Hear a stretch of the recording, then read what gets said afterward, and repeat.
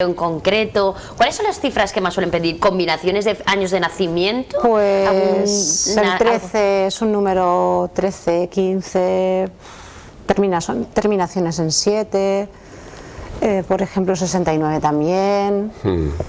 Luego, pues por ejemplo, el año, hace un par de años, con toda esta historia que pasó en Cataluña, el 155. Ah, sí que es verdad, fue un éxito para la ONCE y en la Lotería exagerado. Nacional. Sí, sí, sí. Y sabes lo que pasa, Minerva, que por lo que decías de la fecha y tal, tenemos otro producto que se llama Mi Día, que precisamente juega con eso, con el día, con el mes, con el año de la persona, por ejemplo, por la fecha de cumpleaños de mi hijo, de mi marido, de no sé quién, de tal, pues se juega, es otro de los productos que también a través de la TPV también se puede ofrecer.